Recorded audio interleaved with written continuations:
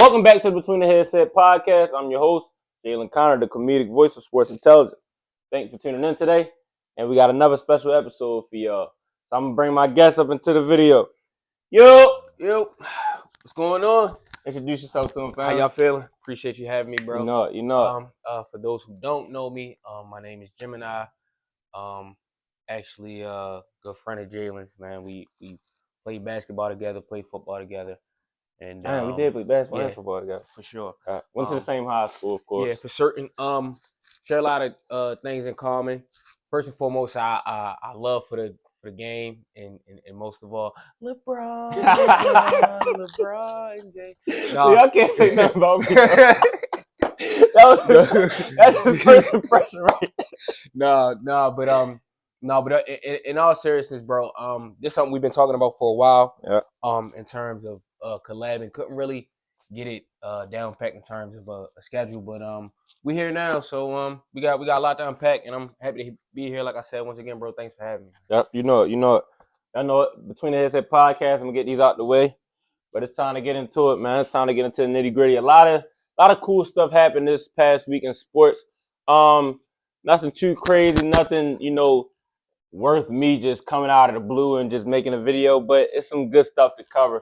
So first, I've been doing the Cavaliers a disservice by not acknowledging, their greatness this year. They actually have had, because I ain't gonna lie, I was on a team that it was like bullshit. You know what I'm saying? I wasn't really believing it until now. It was kind of like having a little Atlanta Hawks run, I thought. Okay. But it's time to acknowledge it, man. The Cavaliers are on their second 15-game win streak in one season. One 15-game win streak alone and a 82-game season is enough, but having two, I think, really shows that you're one of the powerhouses in the NBA. What you think? I think what Cleveland is doing is interesting. I think that there hasn't been any excitement this high since that tenure when Braun came back. Mm-hmm. I think what they're doing with this group, getting rid of the head coach JB Bickerstaff, who's doing an excellent job down in Detroit. I think it's interesting. Oh, is he the head down there? Yeah. Okay. Yep, down in Detroit, okay. I believe, if I'm not mistaken. I'm gonna fact check that too. But what Cleveland got going on, those guys are absolute studs. D. Mitch, Darius Garland. You got the Twin Towers and Evan Mobley and Jared Allen. You got a solid bench. I was about to say their bench is very. You got some snipers. You got energy. You got a Max Strus coming off the bench that can shoot the ball lights out. So in terms of a complete all-around team, and defensively on both sides of the court, this is a team come playoff time that when you talk about the Eastern Conference, I think it's not going to really be a cakewalk for Boston. Bro, back to a back-to-back championship. And adding on to that, bro, I agree. I don't. And as dominant as Boston is, we seen how it went just the last time they played. Of course, Boston jumped out to a big lead. When the team can jump out to a big lead, it shows me that the team is most likely probably better than the other team for real. But if they both playing at their best, which we seen in that second half of that game, the Cavaliers in a 7-game series, you know what I'm saying? Like I think they definitely get at least two. Yeah, and if a team has 2 games locked up in the playoff series, that shows that they have a chance to win that. Sure. And I'm on a team that series, if they do end up seeing each other in the end, that it will go probably 7. Granted, both teams stay healthy, but I think the Cavaliers are a serious contender, y'all. They have a superstar. I think we could call Donovan Mitchell a superstar now, right? Yeah, for sure. Superstar, bona fide point guard, but I'm gonna get back to him, And then the Twin Towers, we know size in the playoffs plays a huge factor. And if you got 2 of them, they can rotate them, you know what I'm saying? And they both can rebound, both can block shots, both can put the ball in the basket. That they could be a force to be reckoned with. But back to Darius Garland, I think that's going to be their weakness come playoff time, yo. I think he's a good point guard, but not a great point guard. Mm-hmm. And honestly, I see like glimpses of myself in Darius Garland every time I watch him. Like, he still kind of young. He play with the ball at times. Throws the ball away, misses layups. Mm-hmm. So playoff time, I think they definitely gonna need him to be consistent. I think he shouldn't try to do too much. Just be a facilitator, get your stars the rock, and I think they would be fine. With Darius Garland, that's a great point as well. He is He's a great young point guard. Still has a lot of potential. And a lot of room to grow. He's not as consistent as I would like him to be. Because he is definitely a bona fide. Can give you 25 to 30 points on any given night. I believe so. Whenever he's rolling from beyond the with arc, the shooting ability, he is lights out. And he's just one of those shifty guards that once he's hitting on all cylinders, it's kind of hard to stop. Yeah, he's like a real in rhythm one-on-one player. If he's in rhythm and he sees you on that island, it's probably time to dance. So you know what I'm saying? Tighten up your sneaks. But Cavs, that was your little segment. Don't ask much more of me until playoff time. I'm interested to see how long this win streak can go, because like when I think of win streaks, I think of that Miami Heat 2013 season, that 27 game win. That was nasty, and it was kind of crazy to watch, and just to think, when is it going to end? So I want to see how close they can get to that. With the season coming to an end, they still have a chance to get up there to 27. So Speaking of LeBron James and the Miami Heat, let's transition over to the Lakers. The Lakers have been having great success as of recently. And then it's been hindered by the one thing that is really uncontrollable in sports, the injury bug. The injury bug took a big chunk out of the Lakers, like a big chunk. Taking their top 2 stars. First, LeBron James about a week ago, right? And then Luka Doncic a couple nights ago. And this is like the worst time you want to get an injury for any team, especially a team that just added a new player. Not only does it hinder the momentum of their success and the growth of their chemistry, you feel me, going into the playoffs, but also they were the 2nd seed prior to those 2 injuries, and now they have dropped down to the 5th seed. We have seen. What you think about that? I think it's interesting. This dynamic between the East and the West. I think with the West, there's not a lot of room for errors. Because you got games that are very important. I want to say about 4 or 5 games determine whether or not you're going to be in 2nd or 3rd place. And as we've seen within the past 3 games, we've dropped, which was against Boston, Brooklyn, and Denver last night. Luka coming off a 45-point game.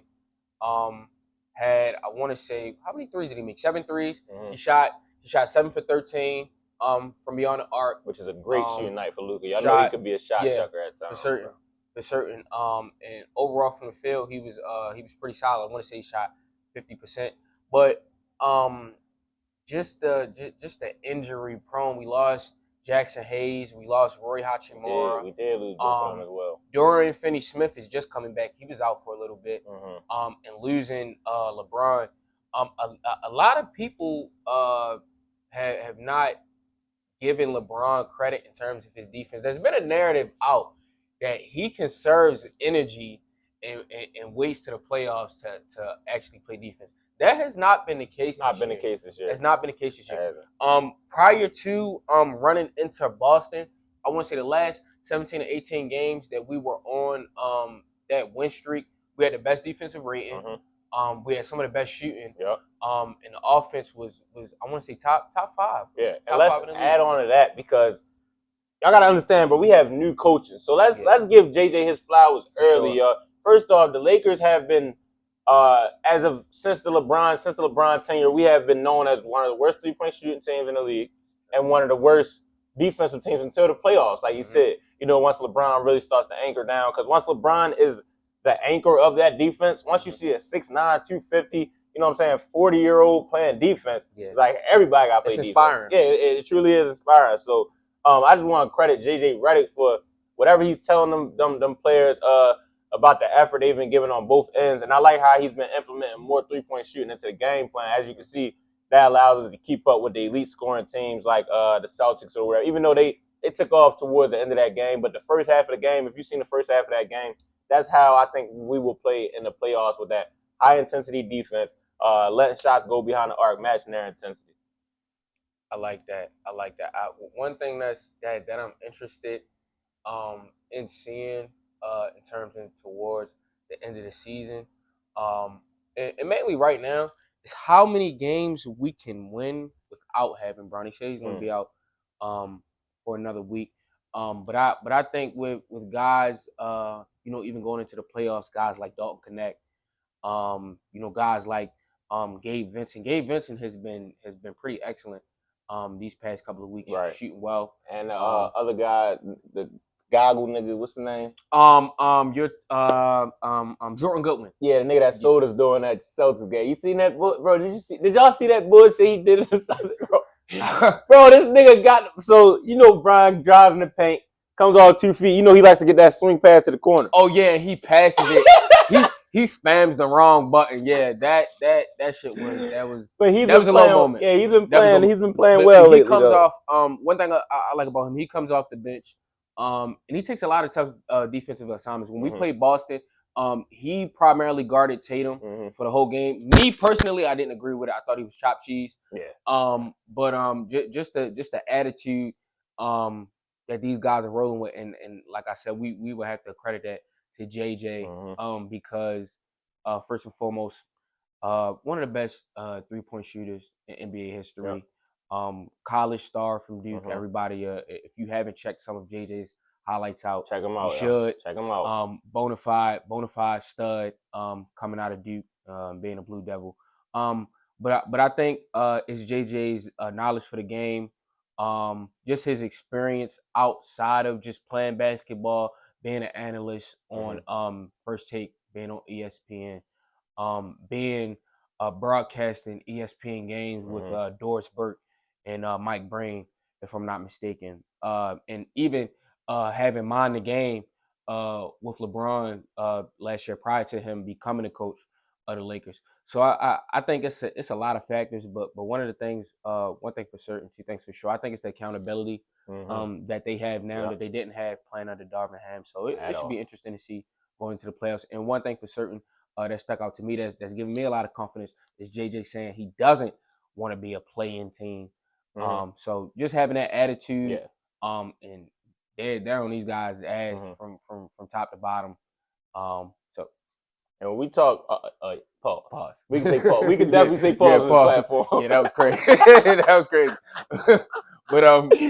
Yeah. All in all, it makes for an interesting story coming into this postseason. So I'm excited. Ass top to bottom. I ain't gonna lie. Somebody please clip that. That was that was crazy.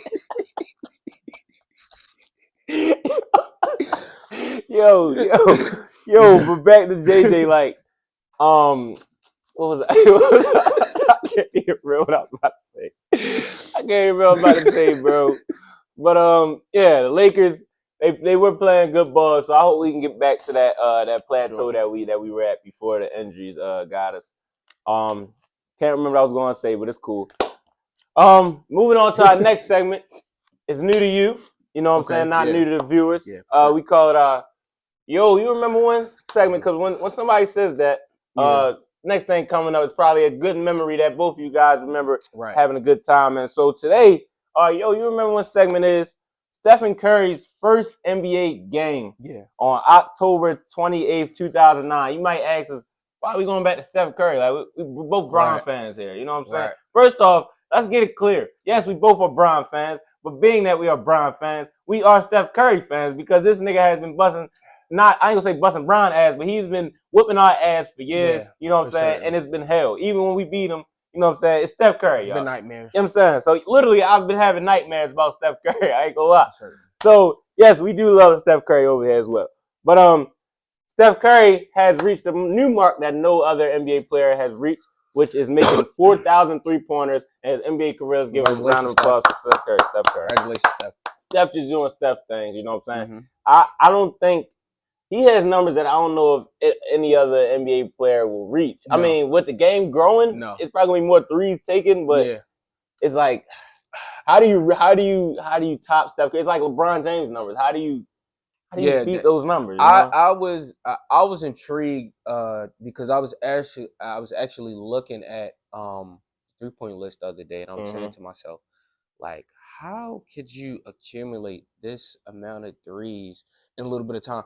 And what fucks my head up about it is that Bron is the all-time scoring leader, and he is, I think, if I'm not mistaken, he is 7th on that list, which is crazy. James Harden is 2nd, but James Harden is so far apart from Steph on that list, and it has me thinking whether or not if he can reach 5K. before he retires. Yeah. So he reached 4K in what? How many seasons? 13, 15 seasons, right? Yeah, I believe so. Yeah. 15. 4K in 15 seasons. Let's do the math. What's 4K divided by 15? So 4K divided by 10 is 40. Mm-hmm. So that means if you cut that in half, another 5, 40 divided by half is 20. So add another 20. So that's 60. I don't know where I don't know where I'm at now, but I know I got somewhere with that. Yeah, I'm kind of lost too. But I think for him to do it in terms of a year span, because we also got to take into account he's 37, getting up in age. He's not only 3 years younger than Bron.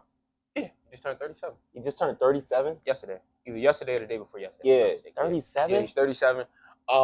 So it's gonna be interesting to see how long he plays. Of course, we all know he's gonna be in Golden State forever. He's a warrior for life. But the thing that I find interesting about this, and I think a lot of people bypass this too when we talk about the greatness of Steph, is a lot of people don't realize he dealt with a lot of injuries early on during his career with his ankles. And when he got with Under Armour, they made an adjustment to his shoes as to where they gave him like ankle adjustments. So if you don't know about his first shoes, well, before he had his first signature shoes, he had the Under Armour Anatomics he used to wear, which you know that they come up as high, if not higher than my socks, right? But they don't really look like a boot kind of shoe. They're kind of a slim fit, you know what I'm saying, high cut shoe, which is really Steph's signature after dealing with his injuries. And then after that, he went to the clutch fit drives with the same exact build. Like if you back in the day, they didn't seem like they was that high. But if you go back and look at them clutch fit drive shoes, I'm gonna try to put an image on the screen for y'all as well. They were very high cut shoes on top of the ankle braces he was wearing. You know what I'm saying? So yes, the ankle injuries were definitely severe in the beginning of his career. And then, you know, after those clutch fit drives, then he started to get his own signature shoe, which he started, which were also cut high. But now, you know, he's growing out of that. He's wearing the ankle braces and wears regular cut shoes. But that's what you're saying. Yeah, but to see him still playing at a high level, still doing ridiculous things. When he was in Brooklyn the other night, I want to say they got into a little scuffle. They pissed him off. What did he get in a scuffle with? I'm not even sure who was like chirping. Yeah. But I know it pissed him off. Right before the half, this motherfucker gets the ball from Jimmy and just turns around and he's a half court shot all net. That game. Yeah, but this is like it's to the point now. Steve Kerr was saying, I was watching Court of Gold the other day. If you guys haven't checked it out, great documentary. It's about this past Summer Olympics. When they went on that historic Olympic run. Steve Kerr was talking about, you know, he's not even amazed anymore. Things that are unbelievable with Steph are believable because it's Steph, but he's just that great of a player. And for him to hit 4K, it's not abnormal. Yeah, Steph, nobody is like, you know what I mean? Even though it's never been heard of, nobody's close. We like, you know what I mean, Steph. Like when he broke the record, it's Steph, bro. But staying on the topic of Steph Curry, like I said, it's all right. You remember one segment of the day. So Steph Curry first game, October 28, 2009. He ended up only dropping 14 points, 7 dimes though. Still shot over 50%. But if you had to guess how many 3-point shots he took that game, like just throw out a number. How many would you guess he took? It's Steph Curry. Okay, so if I'm taking into consideration when he first came into the league, I'm gonna say he took about a good 3. A good 3? Yeah, a good 3. And you would think that's like maybe at the least, right? Yeah, that's his offense, right? 3. He took 1 total 3-pointer in that game, and which is surprising. But for a lot of people who actually know basketball, you would know that when he came in the league in 2009, it wasn't a 3-point shooting league until he came in the league. You know what I'm saying? So, he took 1 3-pointer and he actually ended up missing it. So to be clear, he made 0 3-pointers in his first career game. Who would have known that he would grow to be the first to hit 4,000, not only the first, but the only to hit 4,000 3-pointers in his career. The rate at which the 3-point game has grown is absolutely insane. And it was really primarily all due to Stephen Curry's greatness and his innovation of the game. No point guard was really coming down looking for a 3-point shot. You know what I'm saying? As the primary option before Steph. Trae Young inspired by Steph. Even James Harden inspired by Steph. Jason Tatum. Everybody that just comes down, ISOs, and try to get to a 3 started with Stephen Curry, y'all. And now going from taking 1 3-pointer in his first game to averaging about 6, 7. Yeah. I know that's a meme, y'all, but every time you say 6, like you just gotta say 7 after. It just comes to your head. But taking about 6, 7 threes a game, and that's all and due to him. So right, yeah. Shout out to Steph, man. Shout out Steph, man. Congratulations on the 4,000 mark once again. But moving on from that, we had something else huge happen this past week in sports. We're going to transition over to UFC. We talked about boxing last episode. We're talking about UFC this episode. We had UFC 313. I watched most of the event, a great event. They had a great fighters taking place in that fight. If y'all didn't see that Ruffy fight, I know y'all seen that knockout, that spinning heel kick. No, I didn't get a chance If you go on Instagram after this, go on Sports Center page, you'll see it. Okay. He hit first round knockout, feinted the left, kept spinning, brought the right heel around, smacked him on the temple. He didn't see it coming, and that was before the main event. But Ruffy is a very good fight on the come up as well. Okay. After that, we had the Gaethje fight. Great fight by Gaethje. I love Justin Gaethje, man. He's a dog. Shout out, bro. And then we got to the main event with Alex Periera versus the Ankalaev dude. Yeah, I don't really know. How you pronounce it? What was talking about? Alex? No, yeah. Potent. The potent Alex Periera versus the Ankalaev dude. He's like, I guess he's not. I don't want to say Russian, because I might be wrong. I might be wrong, and it might sound racist, but he ended up taking the belt from Alex. My take from that fight, y'all. Yeah, very interesting fight. Not a boring fight. Like, if you really watch it, it wasn't boring. It was just like, bro, what are you doing? Like, because Ankalaev he had dominance from the beginning, y'all. Periera was on his heels the whole fight. I don't know why. I don't know where his head was before the fight. Mm-hmm. He didn't get necessarily beat down, but he got beat for sure. But what I did not like about that fight is that after Ankalaev got the points after the first 2-3 rounds, he started doing something I never really seen in the championship bout, which is holding his arms and holding him up against the cage, so he couldn't really, to diminish the chances of getting knocked out. Like, what do you think about that approach from a fighter?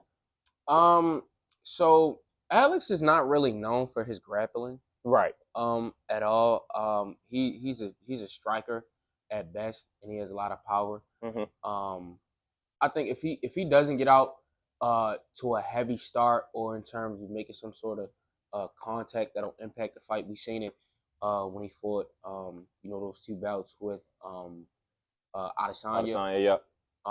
And he got out to a very aggressive start, and it worked one time for him. The second time it backfired, and it really almost won that time. He got caught with a hell of a punch. He did. He definitely did. That was crazy. Yeah. But I think most importantly, it's about how he starts the fight. He's one of those fighters that tempo fighter, great kicker, has a very strong kick, very technical about picks and chooses his spots as to when he decides to strike. But I think for in all terms for UFC 313, he just came out lethargic. He didn't come out prepared, ready, and came out with that as he would like to say, Shama energy. And I think that cost him. But I won't count him out. I want to say he's 12-3. Yeah, he's only lost 3 fights now. Yeah, I think. He's 12-3. Has a bright future ahead. He's definitely still one of the more. How long do you think he wants to stay in it for? If I had to take a guess, he probably has another few more years. I feel like. I mean, they fight about what? Like, they fight frequently. Yeah. Maybe 3, 4 years. Yeah, but I mean, he's one of the more polarizing figures. In the UFC. And in terms of bringing the cash, and he's definitely box office. So I'm sure Dana White definitely have some more fights for him. Yeah, he definitely has some more fights for him. Like you said, probably the best striker in the UFC today. Sure. Especially at his weight class. I know we got a lot of for my UFC guys. I know it's a lot of great fighters. Yeah. But y'all know Periera has been on the top of the world for a little minute.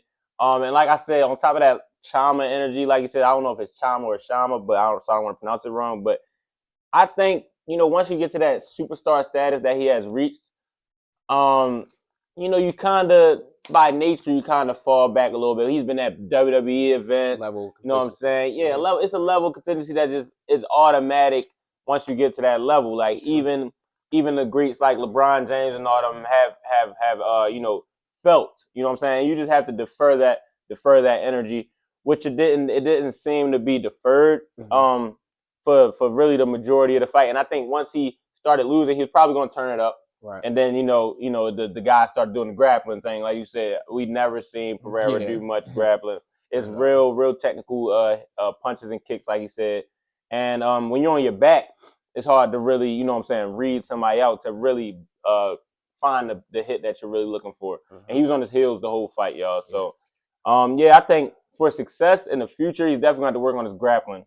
Because after watching that fight, if you don't try to get into his body, then you're not really trying to win, because you cannot let him just keep you at his distance and find the time to really hit you with all that strength. It only takes one hit. Yeah, one hit and you're done by him. So, but Periera, I'm a fan. I hope to see you come back stronger with a little more, with a little more, you know what I'm saying, not energy, but purpose. You know what I'm saying, purpose in your fighting. So, moving on from the UFC. I think this is. Would you say you're more of a football or a basketball guy? I would like to think of myself as more well versed in basketball. Okay. But I do have a little bit of knowledge about what's going on in the NFL. So. Well, he's Ravens fans are automatically strong football guys by nature, because the Ravens they run deep in Baltimore culture. So myself, I'm not a Ravens guy. You see what I got. Yeah, I mean, congratulations. Congratulations. But migrating to the NFL. Some more all-season news this past week. We're going to start with what I think is the biggest news. DK Metcalf to your rivals. How you feel about that? I think it's interesting. I think it his rivals, by the way, the Pittsburgh Steelers. I definitely think it spices up what we got going on in the AFC North. First and foremost, I want to give a lot of credit, as much as I can't stand them. Just the organization. I got to give a lot of credit to Mike Tomlin. Never having a losing season. That's tough in the NFL, yeah. Very, very tough. But I do think it's interesting. One thing that I am concerned about in terms of Pittsburgh's future is who's going to be able to throw the ball to DK. Exactly. Because Russ is not only DK but Pickens as well. Yeah, you got 2 star receivers in the group. Yeah. So it makes for an interesting story. I'm interested in seeing what DK can do. After being in Seattle so long and giving a lot of his years to that franchise. So I think he is still in his prime currently, or is he out of his prime? So, bringing in that young receiver in JSN, he started to really take that wide receiver 1 role. Yeah. But does that mean that DK has fallen off, or is that he was just better for the scheme of that team? Like, I think for all intents and purposes, I think it gives us a chance to see how much DK has left in the tank. And the reason I'll say that is because, when your team is not winning, talent could be overshadowed. A guy could be playing great, but teams not going to the playoffs, teams not, producing, well in the aspect as to where they have championship aspirations, which is why he probably got out of Seattle, because they have been trying to get it done for so long. But under a franchise like, Pittsburgh, under a coach like Mike Tomlin, I'm more than certain they'll find ways to use DK in a way as to where he'll definitely have a productive season. Think he goes for 1,000 his first season over there? The verdict's still out on that. It depends on who he has thrown. You going yes or no? Well, if they get I forgot they don't even have a quarterback. If I'm going to go off of now, I'll say no. No. Did he have 1,000 season last year? I really don't think he did. I would have to fact check that, but I would guess he was probably a little bit short of it, because, like I said, JSN was the number 1 receiver last year. And then you still have George Pickens, who they look to a lot. So it's he gotta has to work his way in. So if I had to go off of just pure knowledge of what I know right now, I'll say no. I'm not sure. I don't think he's gonna have 1,000 season. My answer to that question, I'm gonna go yes if they get a quarterback. Of course, he's not gonna do anything with Mason Rudolph, I don't think. especially now with Mason Rudolph sharing the ball between two star guys. Mm-hmm. I think if they get a bona fide quarterback that knows how to get his star guy the ball, because if you ask me, he's the number one over Pickens. Right. So you got to get your number one the ball more, just like the Eagles do over there. We get the ball to A.J. Brown first, Right. and then we look Smitty's way, but they both end up having a successful season, and I think that's how I think that's how it should be done in Pittsburgh. So I'm excited to see what's going to happen over there.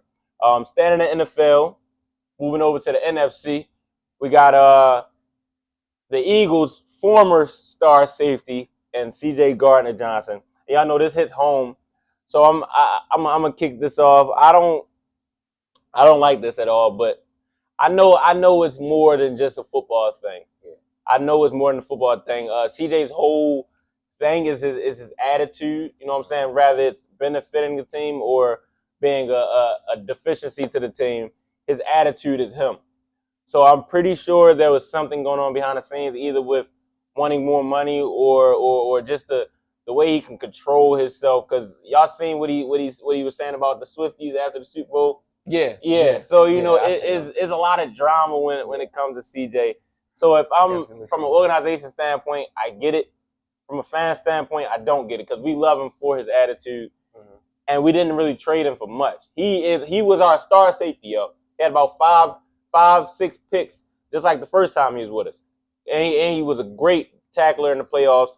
So I'm mad at that trade. We got to find somebody to replace him. And he went to Houston. We traded him to Houston for a guard, yeah.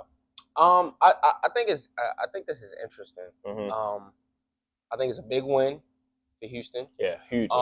Because Houston is on a rise. They got a great young defense. That offense is being led by, of course, Mr. Stroud himself. And you got Joe Mixon in the backfield, who has some experience, who's a vet. Coming from Cincinnati, if I'm not mistaken. Yeah, Mixon, from Cincinnati. From Cincinnati. So I mean, in terms of a defense, I think it makes good for what they're trying to do in the future that they're trying to build. Down in Houston. But what concerns me is why they got rid of CJ. Could that be a problem going into this franchise? Is what he brings to the table, good enough for them to be able to withstand the off the field noise, right? And I think in a winning culture like Philadelphia's, as we have been as of recently, it's easier to sweep the attitude and stuff under the rug because ultimately that winning culture will take over and give you that team first type of attitude. Right. But in a culture like Houston's, who hasn't had a winning culture since never, really. Yeah, I don't. Since never, really. So going over there, they're trying to build something. Right. You really don't want somebody with a lot of me when you're trying to build a team. You know what I'm saying? And you got a young coach. I think D'Amico Ryans will be able to get through to him. Yeah, shout out D'Amico. But yeah, shout out D'Amico. He's been great in his young years. Yeah, but I just don't want his me attitude to overcome, the main focus of what they're trying to build over there in Houston. And I hope it wasn't an attitude thing that the reason we let go of CJ. I hope it was just a dumb decision by Philly because I hope he can, sweep that under the rug and just become the best player he can become. But moving on from CJ, we got another big move. He's a little older, but I think a lot of people still believe he got some in the tank. What do you think about Devontae Adams? Devontae Adams is actually one of my favorite receivers in the league. I think just his process and just his story the past couple of years just kind of been a little discouraging for me. Because I watched him a lot when he was in Green Bay. When they had that run, when they lost in the NFC Championship to San Francisco a few years back. To a punt block, if I'm not mistaken, in the snow. Like I said, I'm a diehard Ravens fan, but that was even heartbreaking to watch. So just to see him, go to Oakland, not have too much success there, then try to reunite with Rodgers down in New York, still couldn't get it done. That was embarrassing. That was really embarrassing. So just to see him settle somewhere. I think being down there. Who's the quarterback? Stafford? Yep. Yeah, He's been traded from the New York Jets to the LA Rams, so he's now down there with Stafford. Is Matthew Stafford the Super Bowl champion? He is. Super Bowl champion. Yeah, I thought so. So being down there with the a Super Bowl champion, of course, shout out to Sean McVay, hell of a coach still. I still like Sean too. I think it makes good for what they got going on down in the NFC. They definitely played tough last year. Was able to get to the playoffs. Because I think they started off. They started off slow. Yeah, they started off slow, and they started to become a real contender. Yeah. But unfortunately, they just ran into a fucking juggernaut team in us for certain. But they definitely had some star power down there. But I think for going into the next year, I think he gives LA a spark. Mm-hmm. I think he gives them some sense of sort of pride and some hope for the future as to what could be. And then with losing Cooper Kupp, which I'm sure we'll segue into next. It'll be interesting to see. But I'm sure Devontae still has a lot left in the tank, and he can provide a lot of threats in terms of guys having a double team. He opens up a lot in terms of that offense. And Matthew Stafford being able to still, get the ball where it need to go. It should be interesting. My take on this trade, I think essentially they got rid of a wide receiver 2, which is what Cooper Kupp has become at this phase of his career. A great wide receiver 2, one of the league's best wide receiver 2s. Yeah, Triple Crown still. But after Puka came in, he really bona fide his position as that wide receiver 1. I think they essentially get rid of a wide receiver 2 for another wide receiver 1, because every time we've seen Davante Adams on the field, he has been the bona fide one on any team he's been on, and he has produced. As long as his quarterback can stay upright, Yeah. But so I think he still has a lot left in the tank. I think he's still one of the league's best. Do I think he should be the number 1 over Puka Nacua? No. Puka Nacua is, if you don't watch a lot of Rams football, Puka Nacua is arguably a top 5 receiver in this league, y'all. I like to call him Puka Luka. Puka Luka. Puka Luka is a dog, y'all. He can make every catch. He can run every route. And he can block. For sure. And his attitude to the team is already wide receiver 1 attitude. Yeah. I think Davante Adams should come in LA being humble, knowing that everyone knows who he is. Everyone knows what you have done. But everyone also knows what you have left, which is not more than what this guy has left on the opposite side of the field. For sure. So I'm getting a call, but it ain't stop the video. But yeah. So I think this is a good move for LA. And then moving into what they have done to open up that space for him, they let go of Cooper Kupp, which I'm not mad at. Cooper Kupp is on his way out, I believe. He'll prove us wrong maybe this year. But Cooper Kupp is on his way out, and he found a new home, and he has a new quarterback as well. So Cooper Kupp is headed to Seattle. Yes, Cooper Kupp is headed to the Seattle Seahawks. Gino. But is it Gino? Is it Gino? Gino's been let go. Oh, wow. Gino's been let go. This is news to me. When did this happen? This has happened this past week. Oh, wow. Gino has been let go. Wow. And the Vikings also let go of their guy. Wow, yeah. So where do you think their guy has ended up? Damn. In Seattle. Wow, yeah. Sam Darnold is on the Seattle Seahawks, and he is now pairing with Cooper Kupp in his next upcoming season. How you feel about that? Cooper Kupp and isn't Sam Darnold coming from Minnesota? Yeah. Okay. I think what Sam Darnold did down in Minnesota was phenomenal. I think he doesn't. Let's give a round of applause. But I don't think he gets enough respect. I don't think he gets a lot of credit. He don't get enough respect for what he just did down there. What Sam Darnold did down in Minnesota is nothing short of spectacular. I think in this system, it'll be interesting as to see how they'll implement a system around him, and how they'll draw that offense up. But I do think, it's going to be an adjustment, just like with anything. Along with the NFL, being, entertainment and things of that sort. It's a business as well. Mm-hmm. So it's going to take these guys a little bit of time to, get that camaraderie down, get some chemistry going. Mm-hmm. And, under Pete Carroll, I mean, anything is possible. Former Super Bowl, coach. Still wish handed the ball off to, they'd be two-time champs.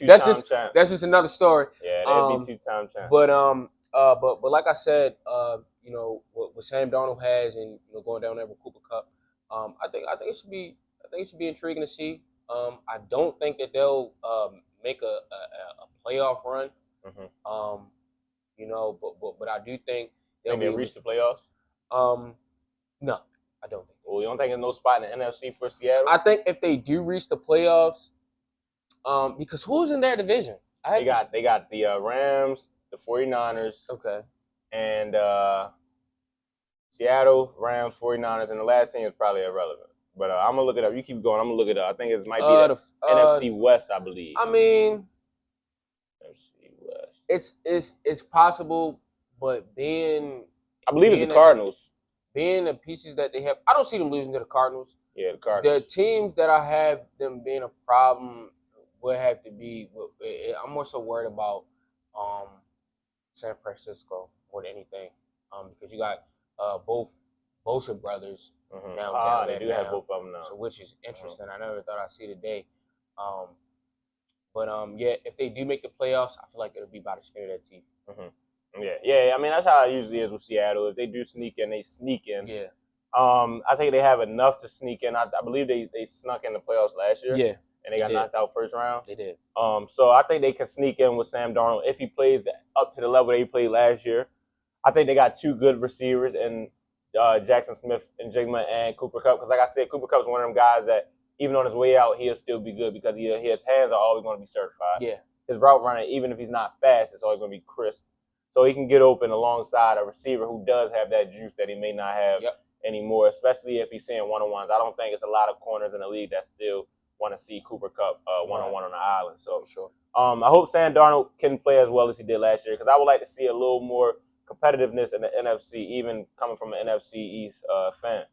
But moving on to our last segment, my favorite segment, which we highlight somebody who's just been on a tear lately. Somebody who's just been having that aura they call. Somebody who's been having some swag to their game. Somebody who knows that their name is in the news, but doesn't really care because their name is always in the news. All right. And this is our Get His Cool Ass segment. Today we highlight none other than SGA, the coolest guy in the NBA. You know what I'm saying? Not by me. You know what I'm saying? LeBron is always going to be the coolest guy in the NBA. But his aura, they say, it just speaks for itself. And Mr. Consistency is what they call him. That's what I call him. And this past week in Boston, he walked out with 34 points and a W. And then he topped it off by putting the Shea Batman logo all across the city. How you feel about that man, SGA? I mean, as Mark Jackson would say, Mama call him Shea. But I think what we're witnessing from Shea is nothing short of historic. I think the culture that this team is built is mainly is led by him. Just the attitude, the aura, just the vibe, and just the grittiness that these guys play with. And they depend on him a lot. You see, they depend on him in terms of putting the ball in his hands and being able to make plays, and make plays for his teammates. But I think this young group has what it takes to have a long playoff run. We've seen in Boston. I mean, he was just giving Boston the work, and that's arguably the best defensive team in the league right there. Yo. I mean, Drew Holiday is one of the premier defenders, and will go down as a Hall of Famer. Sure, Olympic gold medalist. Shout out to Drew. But when I tell you he was making it look like clockwork, and was doing it with ease, and this is how it's been all season. This is a guy who plays with. It looks like it's so effortless. The way he does it, and it's very inspiring. It makes good for the Western Conference. I want to say OKC. They were number one going into the playoffs last year, if I'm not mistaken. Got knocked out. If not number one, they were number two right behind them. But I do think this year they definitely have a chip on their shoulder being knocked out last year, not being able to have that long playoff run. But I mean, you got guys, all across the board, defensive wise. You got J-Dub, you got Isaiah Hartenstein. People don't speak about how much energy he brings on the defensive end of the side. J Dub is a defensive paralysis, a guy that can defend well out the perimeter when he's hitting. He had 41 not too long ago. Maybe about a week and a half ago. Yeah, about a week and a half ago. But I mean, just the grit that these guys play with, and just the coolness, the swag that they had. Shea has a lot of responsibility towards that, and just how he's been able to play consistent. I think he's had. They said I was looking at a stat the other day: 60 straight 20-point games. That is not easy to do. It's not, bro. LeBron James he's 40, but he just dropped like 15 like a week ago. Like, bro, when you coming out leading your team every night, it's hard to have the same consistency with putting the ball in the basket. Y'all putting the ball in the basket is not easy. Rather you get to your spot or not. You're in an arena full of fans and you got that little bitty spot where that ball got to go, bro. It's not easy to put that ball in. Steph Curry just had 11 points the other night. And we talk about older players, but these are still the superstars of our league. Yep. Like dropping 20, 60 straight games, y'all. Even on a cold night, 20. Even on a night he plays 3 quarters, 20. Even on a night where he get injured, 20. It's 20, y'all. It missing consistency. Let alone the amount of 30-point games, 40-point games, 50-point games. And I said this before. I'm going to say it again, bro. He's my MVP. I understand what Jokic brings to the game. I understand what he brings to his team. But, yeah, you can get triple doubles. You can rebound, pass the ball, and score every night. But which one is more important? A young guy who's leading his team to #1 seed in the league, right? Right. And can at will score 30 a night. So, yeah, you can pass the ball, score, and rebound every night. But I can score 30 a night. Right. Give you 3 steals a night. Give you 5 rebounds a night. Yeah. Give you 7 downs a night. Like, come on now. And my team is the best in the league. And another thing to speak on the Thunder squad, what I love about their team is that they got about clones about the same guy coming off the bench. They got about 4 Lou Dorts, 4 Isaiah Joes. You know what I'm saying? Aaron Wiggins, Isaiah Joe do the same thing. Do the same thing Lou Dort do. You know what I'm saying? They all can put it on the floor. They all can put the ball in the basket. If you want they all defend. If you want to mix it up, not to cut you off, you can throw in Alex Caruso. Come on now. Like, adding Caruso was really a cheat. Yeah. And with Chet coming back, they got a stretch big. Yeah. They got a regular big. You know what I'm saying? They got a whole lot, y'all. I really, if my Lakers can't get it done, that's what I'm rooting for. With that young squad, they bring a lot of energy.